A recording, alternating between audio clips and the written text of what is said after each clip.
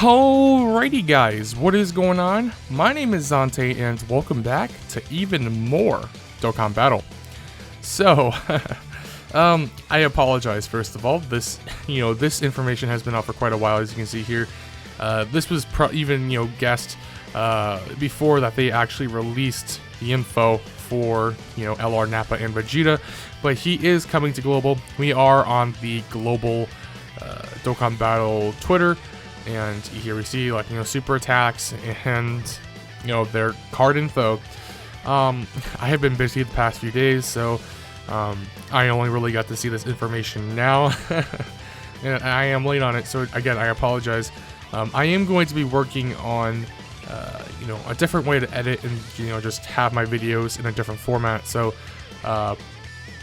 in future videos it's going to be different than this, but I wanted to get this video out, so we're just gonna go with my, style that I've been doing. So let's just get into it. Seeing this LR Nappa and Vegeta is a little bit surprising, I guess. I don't think it's completely unexpected. I just think, the 5th year anniversary is coming really soon, right? When I'm recording this, it's the 21st of June. So, what, we're around 2.5 weeks away? 2 weeks away? We really are on, we are... it's crunch time. That's what I'm trying to say. So, to release an LR like this on a legendary summon banner, it's LR Nappa and Vegeta. I'm not entirely sure if that was the smartest idea, but this may just be a bait, for a little bit of more stones to be spent before the 5th year anniversary. But when I say it's a little bit surprising, but I don't think it's shocking, it feels like they're trying to catch Global up to JP, which is a super nice thing, by the way. A part of me likes being a little bit behind because you have that, hindsight always, so you can always make an informed decision. But, here, I'm just bringing it up. So this is the timeline of events for JP, and as you can see here, with the LR Prime Battle Krillin, what also came with him is the EZA INT Trunks. Now, we didn't get the INT Trunks, but we got the LR Prime Battle Krillin, and then immediately after these two things, we get the LR Nappa and Vegeta.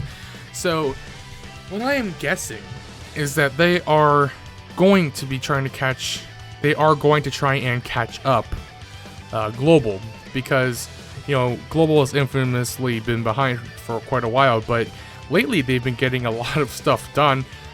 They have been catching us up quite a bit. So I believe that they just kind of decided to pick the LR Prime Battle Krillin and release it early on Global. I have a feeling that they're going to be bringing the EZA Trunks with the LR Nappa and Vegeta. And then, after that, as you can see, it'll be the 5th year anniversary for us. Let's take a look at this Trunks here. This Trunks is actually super solid. So this is something I really hope that they do bring with the LR Nappa and Vegeta. This EZA Trunks, before he's EZA'd, he's bad. He's pretty bad. But first of all, a traditional EZA is 30 stones. 30 stones more, richer before the anniversary is always a nice thing. So of course I am hoping that they drop that EZA. And looking at the unit itself, the buffs it gets from this EZA, it's impressive. So, his leader skill becomes super class, key 3, and 100% to stats. That doesn't really matter too much. His super attack causes immense damage to the enemy, greatly lowers defense, and raises super class allies attacks by 30% for 1 turn. That's not terrible. It's actually pretty good. But his passive is really what, is pretty incredible. So he retains that changes STR key spheres to int key spheres, but then here is one of the biggest things. He gains attack and defense instead of just attack before. He is gaining defense per key sphere obtained. Now that is a huge thing to highlight here. Per key sphere. It doesn't matter what color key sphere, it can be any key sphere. So it's just huge. He's gonna gain, quite a bit of defense. Yeah, he's one of his biggest things before is just he can't take a hit. But now, yeah, he'll be able to, you know, you're going to want to collect as many key spheres with him as you want. He's also a nuker in that regard, I guess, because he gets stronger per key sphere. So obviously giving him key spheres, as many key spheres as you can, is highly beneficial. But then he also randomly changes key spheres of a certain type, STR and INT type excluded. So that's kind of huge. I'll talk about that after, but 2 rainbow key spheres when there is a Realm of Gods category enemy. So he's a double orb changer. He can change STR key spheres to INT key spheres, and then he can change AGL, tech, and physical key spheres to rainbow key spheres. He's never going to overlap. He's always going to have, you know, those INT key spheres out, and then he's going to have some rainbow key spheres. So it's not going to be too hard to get, you know, enough key spheres to have a, you know, good turn with him. Or, as you can see here, attacks effective against all types with 7 or more key spheres obtained. That's incredible. It's not going to be too difficult to get 7 or more key spheres, you know, with him when he changes STR to INT, and then, what is it, AGL, Tech, and Physical to Rainbow. I mean, it's randomly, but, you know, it's super nice. He's super strong. Definitely a huge buff to a pretty bad unit. I wouldn't even say he was mediocre. I'd just say he was straight up bad. So, definitely want this EZA to come out. Now, let's look at the LR Nappa and Vegeta. I mean, before I can even get into talking about him, should you summon for him? No. It doesn't matter. If the only thing that I would say you should summon for instead of the 5th year anniversary at this point is if either A, they bring it out sooner, or they bring out a unit that's stronger than the 5th year anniversary units. And even then, if a unit is like slightly stronger than the blue fusions, but, you know, there's no tickets, there's no 3+1, there's no, you know, dual, like the banners are so good on the Vegeta and Gogeta banners that if you get shafted, you know, you'll still get some pretty nice stuff. Yeah. I just there's no, I don't think there's a way that they would make a banner that would be, you know, a must summon before the 5th year anniversary. So no, don't summon on this. So here we have the LR Nappa and Vegeta. They lead Inhuman Deeds. That's a weird category name. Like it's a little bit weird to me. I don't know. I mean, I don't know. But they are a summonable LR, legendary summon banner, so they are keep 4 and 130% leaders to it. Before we get more into the Nappa and Vegeta, let's take a look at the Inhumans Deed category. So, as you can see here, it's kind of this mishmash of various villains. I'm not entirely sure of what the theme is. Like, they are all villains. I remember hearing, I don't know where, it's probably from a video or from something, where they were like, every single character on this list here, on this category, has killed their allies. Now, I can't think of that for Broly or even for like Rose here. I can't think of it for I know Frieza has killed his allies before. Super Baby 2, I can't remember. I actually haven't watched GT in like, what, 5 years? 5+ years since I watched GT at all, so yeah. I know Frieza for a fact killed some of his allies. Vegeta killed Nappa, so yes, that makes sense. Bojack killed Zangia, right? So that makes sense. I can't remember if Slug did. Yeah, Shenron, Omega Shenron definitely did. You know, as Sin Shenron, he killed Nova Shenron, right? So, yeah, it's just like you can see, it's just a mishmash of villains. Goku Blacks, Friezas, Zamasu's, Broly's, Bojacks. It's just weird. Like, it's just another villain category, and it's one of the weaker ones, I'd say. I shouldn't say it's one of the weaker ones. And it's okay. It's definitely not Earthlings level. Like, Earthlings is one of the worst. No, it is probably the worst category I've ever seen. So this is definitely not Earthlings level bad, but this is just a little bit strange. It's just a mishmash. It's not bad. And being run with a, you know, dual key 4 and 130% of stats leader. I mean, if you were to run a friend LR Nappa and Vegeta alongside your own, you know, super attacking shouldn't be much of a problem. And you're going to want to be super attacking with this LR Nappa and Vegeta because he starts off as Nappa, right?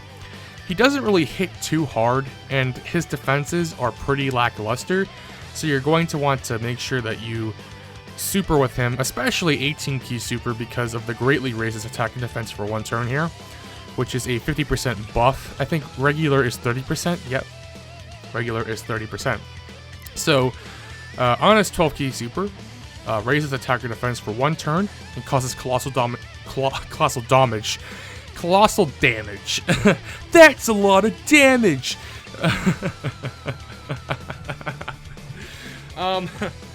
Yeah, to all enemies. So he is going to be the, you know, the king of World Tournament, I'd say.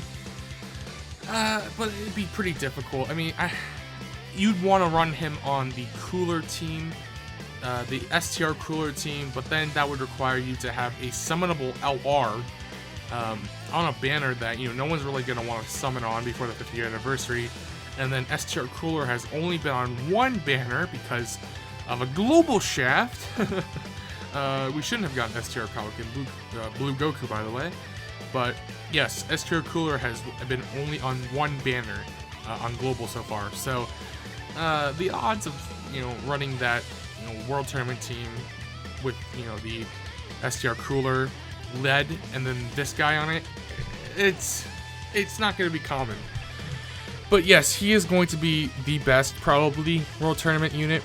I mean, LR Krillin is a fantastic substitute, though, and he is free to play, so don't, like, feel bad if you enter a World Tournament without this guy. A lot of people are, you know, so, yeah. On his 18 key super, he greatly raises attack and defense, which we've seen before, is a 50% buff, so you're definitely gonna wanna, you know, 18 key super, if you think that you're going to need more defense on that turn, you know. Causes mega colossal damage to 1 enemy and greatly lowers defense. So he does lose that AoE on his 18 key super, which, you know, it is what it is. His passive skill, I mean, he does some interesting things, right? Attack and defense plus 78%, key 5 when HP is 78% or more. So that's, you know, that's pretty good. Plus an additional attack plus 78% within the same turn after evading an attack, including super attack. We'll talk more about that in a little bit. Plus an additional attack and defense plus 7,800 at start of turn per existing enemy, and exchanges with Vegeta when conditions are met. That flat buff of 7,800 is kind of meh, you know. You know, percentage boosts are always better than flat buffs like that, but it is what it is. So when I said it's that evading an attack gives you 78% attack, his active skill here, this is the interesting part about the card, is that his active skill is attack minus 50% on him, but he is able to evade every attack that the enemy throws at you. So he will have 1 turn of basically invincibility from the 3rd turn onward. So, you know, it's one of those situations where if you find yourself being caught and you're gonna need to tank, you would, you know, whip out his active skill and then he'll dodge everything for you. So it's a pretty cool little thing.